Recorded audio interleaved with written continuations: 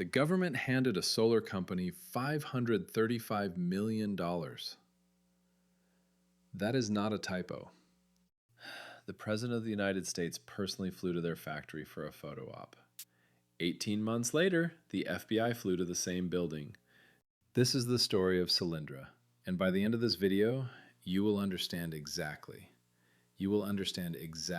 how $500 million taxpayer dollars disappeared into thin air. Solyndra was founded in 2005 in Fremont, California.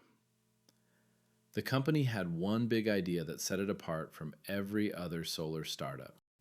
Their secret weapon was cylindrical solar panels. Instead of flat sheets bolted to a roof at a specific angle, Solyndra used tubes that captured sunlight from every direction. Traditional flat panels need precise mounting. They only work efficiently when the sun hits them at the right angle. Solyndra said forget all that. Their cylinders sat on flat rooftops, needed no tracking equipment, and worked from sunrise to sunset. On paper, it was a brilliant innovation, and the investors clearly agreed with that assessment.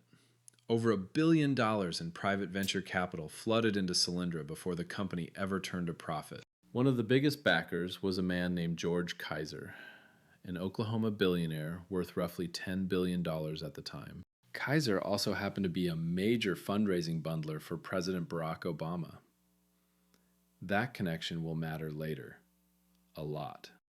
In 2009, the Obama administration launched its massive economic stimulus package. Green energy was the crown jewel of the whole program, and Solyndra became the very first company in America to receive a federal loan guarantee under that program. $535 million of taxpayer money, first in line. In May of 2010, something remarkable happened. President Obama flew to Fremont to personally visit the Solyndra factory. He stood on the factory floor, surrounded by workers, and called Solyndra a testament to American ingenuity. Cameras everywhere, standing ovation. It was the single best photo op the green energy movement had ever gotten. Every major news outlet covered it. But behind the speeches and the handshakes, the math never worked. Not even close. Solyndra's cylindrical panels cost roughly $3.50 per watt to manufacture. Standard flat panels from Chinese companies cost under $1. That means Solyndra was 3.5 times more expensive. 3.5 times than the competition. And everybody in the industry knew it from day one. And it was getting worse. Chinese manufacturers were flooding the global market with cheap panels at an unprecedented pace. Between 2008 and 2011, global solar panel prices dropped by 60%. Every single quarter, Solyndra fell further behind a moving target. Internal government emails later revealed that Department of Energy auditors had raised serious red flags about Solyndra's financial health. As early as 2009, before the loan was even finalized. The warnings were on paper, and they were ignored. Solyndra also had a spending problem. They built a brand new $300 million factory with a state-of-the-art robot-operated assembly line. Visitors described the facility as looking more like a Silicon Valley tech campus than a manufacturing plant.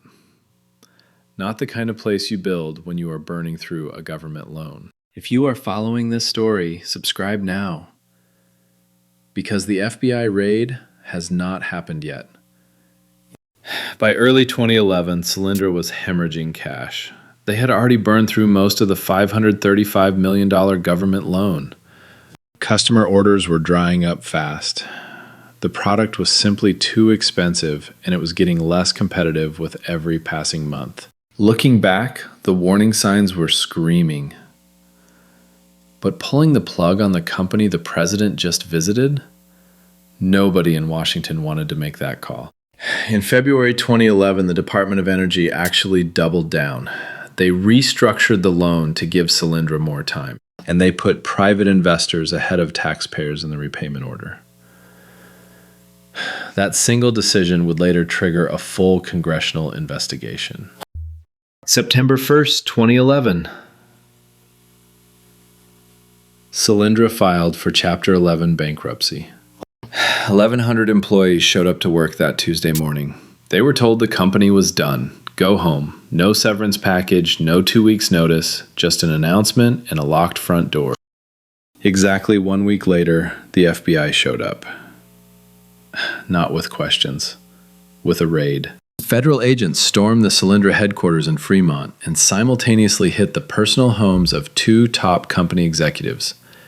They seized computers, hard drives, and boxes upon boxes of financial records. Congressional hearings followed almost immediately. Solyndra's CEO and CFO were called to testify under oath.